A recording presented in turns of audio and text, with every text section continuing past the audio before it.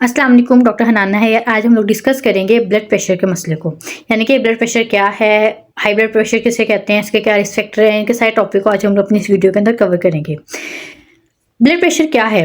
Blood pressure basically खून के बहाव के दरमियान खून का वो प्रेशर है जो कि ये शरीयानों की दीवारों पे डालता है, जो कि इसको दिल से जिस्म के बाकी हिस्सों की तरफ मूव करने में मदद देते हैं। ये ब्लड प्रेशर दिल की धड़कन से पैदा होता है। अब ब्लड प्रेशर के अंदर दो हिस्से दिखते हैं, ऊपर वाले नंबर 120, नीचे वाले नंबर 80, जिसे स्टैंडर्ड कंसिडर किया जाता है। अगर 120 से ऊपर नंबर आ जाए तो हम कहते हैं कि 121, 22, 23, 30, 40, 50, 60, 70, तो हम लोग इसको हाई ब्लड प्रेशर कंसिडर करते हैं। नीचे वाला भी अगर 80 है तो 90, 100 इस रेंज में आना शुरू हो जाए, वो भी हाई ब्लड प्रेशर की रेंज के अंदर आता है। अगर 120 से 80 से कम होना शुरू हो जाए तो लो ब्लड प्रेशर की हम लोग लो ब्लड प्रेशर इसको कंसिडर करते हैं। अब ये सिस्टोलिक और डायस्टोलिक ब्लड प्रेशर क्या है? जो कि 120 का नंबर है वो सिस्टोलिक ब्लड प्रेशर को शो करता है और 80 का नंबर डायस्टोलिक ब्लड प्रेशर को शो करता है। अब सिस्टोलिक ब्लड प्रेशर क्या होता है? Systolic blood pressure basically blood का वो प्रेशर है जो कि हार्ट के पंप होने से जब हार्ट पंप करता है तो जो प्रेशर क्रिएट होता है उसे सिस्टोलिक ब्लड प्रेशर कहते हैं, जो कि 120 का नंबर शो करता है। और डायस्टोलिक ब्लड प्रेशर जो कि 80 का नंबर शो करता है, वो बेसिकली जब हार्ट हमारा रिलैक्स होता है, फिलिंग फेज में होता है, उसके अंदर inferior vena cava, superior vena cava से और बाकी पल्मोनरी आर्टरी वगैरह से पल्मोनरी वेन से जो खून आ रहा होता है, वो जो रिलैक्सेशन फेज में जो खून आ रहा होता है वो बेसिकली क्या आ जाता है? डायस्टोलिक ब्लड प्रेशर आ जाता है। अब हाई ब्लड प्रेशर किसे कहते हैं? जैसे कि मैंने पहले बताया कि 120 से 30, 40, 50 की रेंज में अगर ब्लड आना शुरू हो जाए उसे हम लोग हाई ब्लड प्रेशर कहते हैं। अब हाई ब्लड प्रेशर क्यों होता है? इसके क्या रिस्क फैक्टर हैं? हाई ब्लड प्रेशर में अगर हम लोग प्राइमरी यानी कि की तरफ आते हैं तो इसका कोई कॉज नहीं होता, कि अननोन कॉज की वजह से पेशेंट के अंदर ब्लड प्रेशर का मसला रहना शुरू हो जाता है।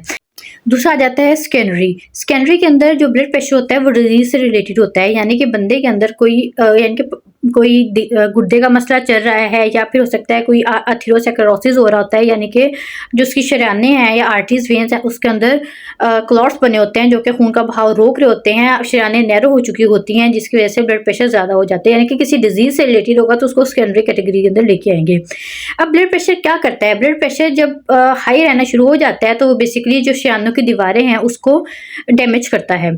अब हम लोग ब्लड प्रेशर मेजर कैसे करते हैं? ब्लड प्रेशर हम लोग बेसिकली एल्बो पे जो हमारी ब्रेकियल एल्बो वाली साइड पे क्यूबिटल फोसा के अंदर ब्रेकियल आर्टरी मूव कर रही होती है, ब्रेकियल आर्टरी के प्रेशर से हम लोग नॉर्मली ब्लड प्रेशर मेजर करते हैं। अब ब्लड प्रेशर की क्या अलामत है, कि हमें कैसे पता चलेगा हाई ब्लड प्रेशर की क्या अलामत है? हाई ब्लड प्रेशर के अंदर मरीज को सर में दर्द होना, चक्कर आना, आंखों में दर्द होना या फिर नाक से खून वगैरह की अलामत आ सकती हैं। अब इसके अलावा हम लोग एक सबसे कॉमन जो अलामत दी जाती है वो अमूमन औरतें या मर्द हमारे पास आके ये कहते हैं कि डॉक्टर साहब हमारे पट्टों का खिंचाव है, यानी कि कमर के पिछले पट्टों का खिंचाव है। तो आप अमूमन देखेंगे इस तरह के मरीजों के अंदर भी जिसका ब्लड प्रेशर होगा वो अमूमन हाई होगा। अब ऐसे कौन से रिस्क फैक्टर्स हैं जो कि हमें हाई ब्लड प्रेशर की तरफ लेके जाते हैं? सबसे पहली चीज़ आती है हमारी डाइट। अगर हम सॉल्ट बहुत ज़्यादा इंटेक करते हैं तो हाई सॉल्ट जो इंटेक है वो बेसिकली हाई ब्लड प्रेशर की तरफ लेके जाता है। दूसरी चीज़ आ जाती है वो आ जाती है ओबेसिटी, यानी कि मोटापा। तीसरी चीज़ आ जाती है सेडेंटरी लाइफस्टाइल, के कोई एक्सरसाइज ना करना, बिल्कुल बंदा कोई काम नहीं कर रहा, वर्कआउट प्रॉपर नहीं है, जिसकी वजह से पेशेंट के अंदर क्या होता है कि हाई ब्लड प्रेशर की जितनी भी अलामत हैं वो आना शुरू हो जाती हैं। इसके अलावा हम लोग देखते हैं कि जो आ जाती है तीसरी जो सबसे मेन रिस्क फैक्टर इसके अलावा जो आ जाता है वो ओल्ड एज आ जाती है, कि अमूमन बूढ़े लोगों के अंदर हाई ब्लड प्रेशर की अलामत आनी शुरू हो जाती हैं।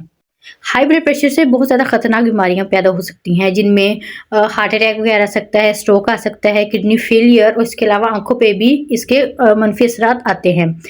अब हम लोग इसके इलाज की तरफ आते हैं। इसका ट्रीटमेंट क्या है? हाई ब्लड प्रेशर के अंदर सबसे पहले हम लोग लाइफस्टाइल चेंजेस लेके आते हैं, यानी कि पेशेंट को वर्कआउट की तरफ लेके आते हैं। इसका दूसरी चीज़ हम लोग करते हैं सॉल्ट इंटेक कम से कम कर देते हैं, सॉल्ट रिस्ट्रिक्शन की तरफ ले आते हैं कि आपने मरीज नमक नहीं लेगा, नमक का या फिर नमक का इस्तेमाल काफ़ी हद तक कम कर देगा, वॉक करेगा, वर्कआउट करेगा, एक्सरसाइज वगैरह करेगा, जिससे क्या होगा कि उसका ब्लड प्रेशर बीपी मेंटेन होना शुरू हो जाएगा। उसके बाद जो हम लोग चीज़ की तरफ आते हैं वो आती है मेडिकेशंस। मेडिकेशंस में हम लोग एंटी हाइपरटेंसिव ड्रग्स वगैरह देते हैं पेशेंट को, जो कि बेसिकली लेके जाती हैं हाई ब्लड लो बीपी की तरफ, यानी कि इसमें डायबिटिक्स वगैरह आ जाते हैं, यानी कि वो ऐसी अद्विया जो कि पेशाब के ज़रिए हमारे ब्लड वॉल्यूम कम करती हैं और ब्लड प्रेशर को कम कर देती हैं। अब जो आ जाती है आखिरी एक्सरसाइज हमारे पास, जो हम लोग अमूमन मरीज़ों को देते हैं, वो है स्ट्रेस रिडक्शन। यानी कि अमूमन हमने देखा होगा एंग्जायटी के पेशेंट्स के अंदर या फिर जब पेशेंट स्ट्रेस लेता है तो उसके अंदर भी हाइपरटेंशन की सिम्टम्स आना शुरू हो जाती हैं। तो हम लोग स्ट्रेस रिडक्शन की तरफ लेके आते हैं। अमूमन ये होता है कि जब हम वर्कआउट कराते हैं या फिर स्ट्रेस रिलैक्सिंग थेरेपीज कराते हैं, उससे भी पेशेंट का बीपी काफ़ी हद तक मेंटेन रहना शुरू हो जाता है। कोई भी क्वेश्चन हो, कोई भी क्यूरी हो, आप मुझसे कमेंट सेक्शन में इजीली पूछ सकते हैं। मेरे चैनल को लाइक करें, सब्सक्राइब करें। Thank you so much.